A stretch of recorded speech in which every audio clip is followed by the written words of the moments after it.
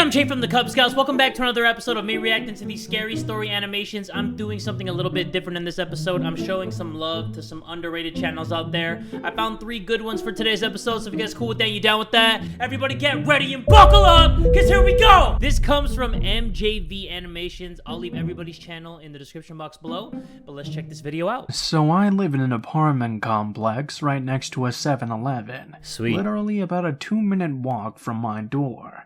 So, since all this quarantine lockdown mess, so this is pretty recent than usual. Unless you were born in like 1920 or 3 a.m. most If you are, nights. then what are you doing watching this? So last night, a little bit after 12, I had a taste for some I know people hate it when I talk so. And decided I'd just go cross the street to 7-Eleven real quick, which I go to regularly. Okay. I make my way over. And on my way in, I had to pass this man who was browsing on the red box kiosk. Hey, I'm not gonna lie, I'm that guy right there. I'm not saying I'm that guy specifically, but I'm that guy that stands out in the red box at like 1 a.m. with my balls hanging out, looking for a movie that's probably not even worth my time. But you know what? I have no life, so I do stuff like that. I don't think much of it. I go inside, get some snacks, cheesy. pay, and head out the door. As I'm coming out, though, the red box man is literally staring dead at me. Dead as. Scarily bright light blue eyes. But not wanting to freak myself out even more, I say to myself, maybe he's zoned out or something, and deep in thought. That's not zoned out. He's zoned in on killing dead ass, boy. I wander into La La Land myself sometimes, so by thinking not La La I was Land. trying to make myself That's more comfortable having to walk past this strange man. You know, I'm headed back into my apartment complex, which is on this side of the street. It has a creaky gate door. I realized as I was walking that I never heard it slam behind me, like I always have every time before. I look back, and the man is standing right behind me, not close up on me, but still definitely following. Once again, trying to ease my mind, I think to myself that he must be going home. I also noticed, though, that he didn't have any discs in his hand, for as much as he was at the kiosk the whole time I was in the store, taking the karate chopping fist. Indecisive time. Not wanting to come off as scared, I kept my same pace. Oh, I'll be scared. I don't care. If I see a random dude coming at me, if I didn't hear my gate squeak when I'm going through that gate and I hear it every time, I look back at me, I see those baby blue eyes, I'm going...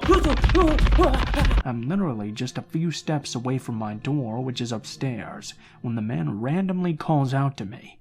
Hey, do you have a lighter? Out of instinct, I turned my head to the fact I knew someone was speaking to me, and responded. Yeah, just be like, watch this. No, I don't. Sorry. Light on my feet. I didn't want to just go up my stairs, because I didn't want to let this man know exactly which apartment I live in. They look like they're about to fight Dragon Ball style. Why they just like go like this? But he asked me another question. Hey, could I use your bathroom? No, sorry, my roommates probably wouldn't be comfortable with me letting someone in this late. I don't have any roommates, but I damn sure didn't want this man getting any ideas thinking I was by myself. I kept on walking, but the man was still following me. I simply asked him, do you live around here or something? I have a buddy that does, and he was supposed to meet me across the way there, but maybe he fell asleep. I've never been here before, but I do know his door is number 201. Oh, hell no, boy! You did. I knew this man was lying, and up to something. I quickly came up with 201, that should be right past the pool next to the laundry area. My friends are waiting for me, so I should get going. My gut told me to head to my car, though, because what if he watched where I was going and decides to give me a surprise later on? He actually is using his brain. Good job, kid. I watch too many movies and read too many stories uploaded on here. I start heading towards the parking lot. Not running, but definitely walking way quicker than before. I look back. Whoa! And realize that the man is chasing me. Okay, I thought he was right behind him. Hurry up and pull my keys out of my pocket. I thought my man's life was in danger. I mean, it is, but you know. The man runs up and starts pounding on my driver's side window. Open the door, you bitch! Oh, I can't help but focus on those creepy blue eyes. I mean, he might be, but still. That he was reaching for something in his pocket. I start up my car before I can see what it is he's going to pull out. I heard a loud pop, but I didn't give a f in that moment. Yeah. As long as I could get the out of his presence. Exactly. I drove for about 5 minutes down the street to this Arco gas station before I finally called the police. Wonder what that pop was. Waiting on the police to arrive, I noticed what the popping sound was. Oh, okay. This wacko had popped my back tire with a switchblade. Of course, when the police arrived and checked the area, the motherfucker was long gone. They did question the 7-Eleven clerk, and he let them know that the man had been up there a few times since last week. He'd never been a problem before, but he was obviously homeless. I'm still shook up about what went on last night.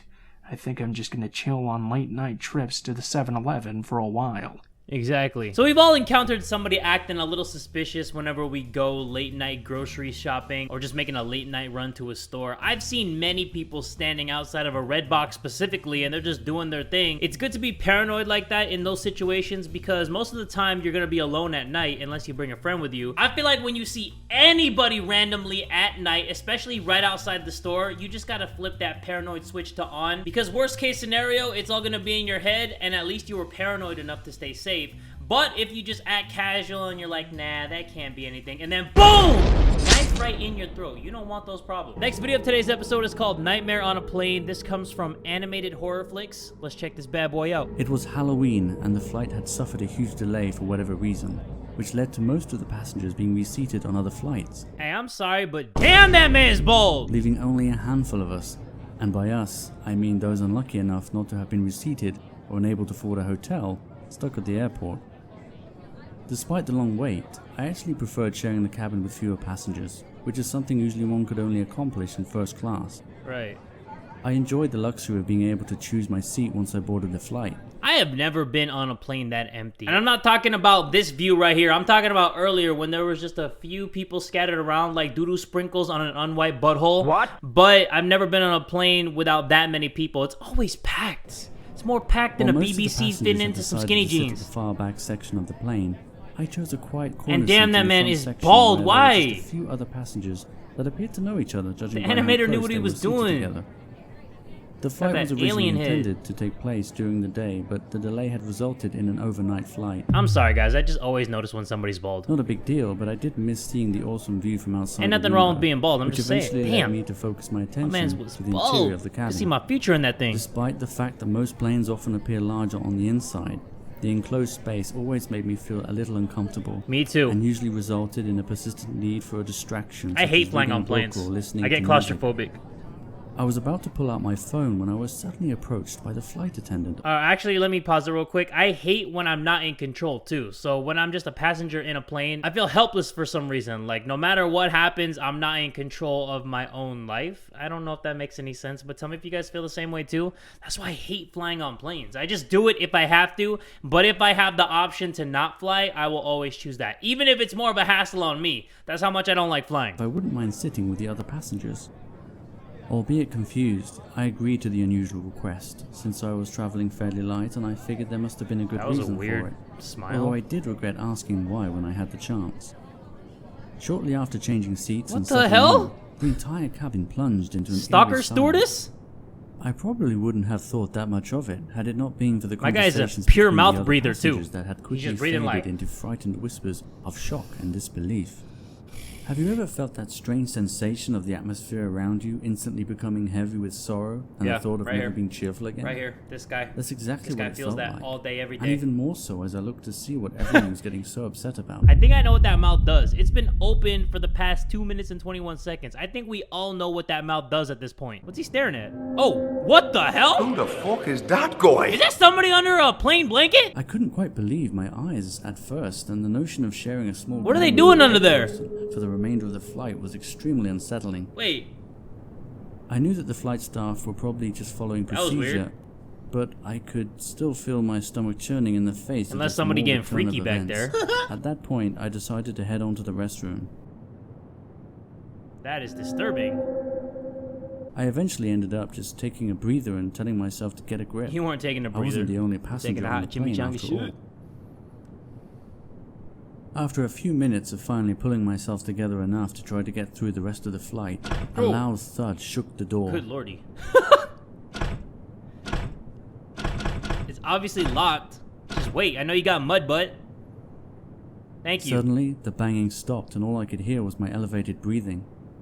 Strangely, I felt less Elevated mouth safe breathing. alone locked inside the restroom than I did outside with the rest of the passengers. I love the waited just a few expressions. minutes before cautiously opening the door. They're so random. I couldn't see any sign of danger as I peered through the gap in the door and prepared to vacate the restroom. Just as I was about to discreetly return to my seat, the same flight attendant from before appeared out of nowhere, almost hitting me with the service trolley. Bitch! Watch it, It ho. looked like she had just finished serving fresh beverages to some of the passengers, and I remember thinking how strange it was that she appeared oblivious to the loud banging on the restroom door that had occurred just moments Oh! prior.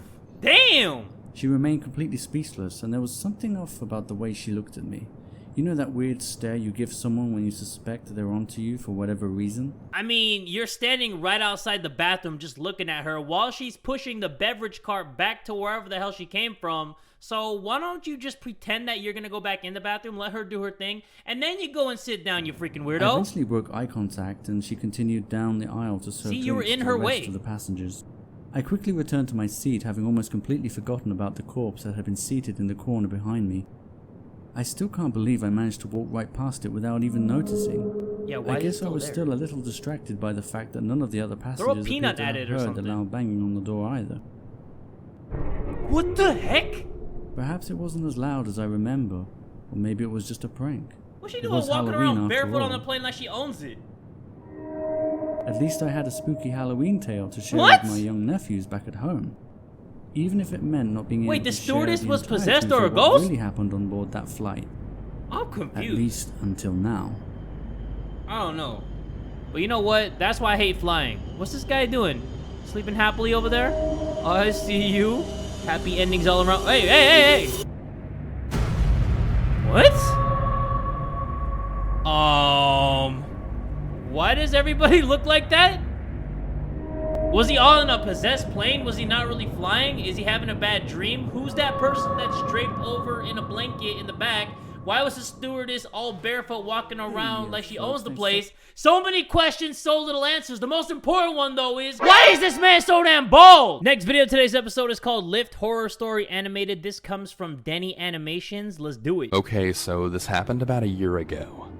I'm in a long-distance relationship, and I often fly to visit. Long distance relationship. Where did you fly? From a different planet? Is this dude in space? I didn't have a ride arranged to come and pick me up, so I usually just use a Lyft or Uber to get to and from the airport. Hey, let's get it. This particular ride started off fine. It was a guy from Haiti, and he had a very thick accent that was often hard to understand. The beginning of the ride was just him making small talk, like most drivers do. Sometimes when I can't Where are you understand stuff, I flying just nod from? my Are head you and in smile. college? Do you have family Then they here? think that I And know so exactly on. what they're saying. I'm just like, We get on the Yeah. freeway and there's a lot of traffic. I had a layover flight, and of course all of the outlets were in use, so I couldn't charge my phone. first I'm person really hoping that problems. this Did I traffic say first lightens person up problems? soon because I I meant really first need to world. keep in Man, contact whatever. with the people I'm going to be staying with. Of course, with my luck, the app crashes and then says, "You have arrived," while we're literally in the middle of the freeway near no houses at all. I get kind of annoyed, and the driver says that he'll pull over at this Walmart that's nearby so we can try and figure out what's wrong.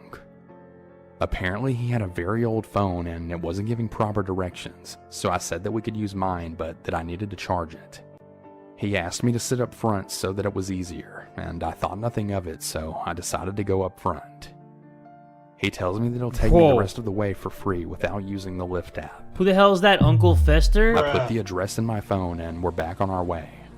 As we're pulling out of the Walmart parking lot, he then decides to ask me how old I am.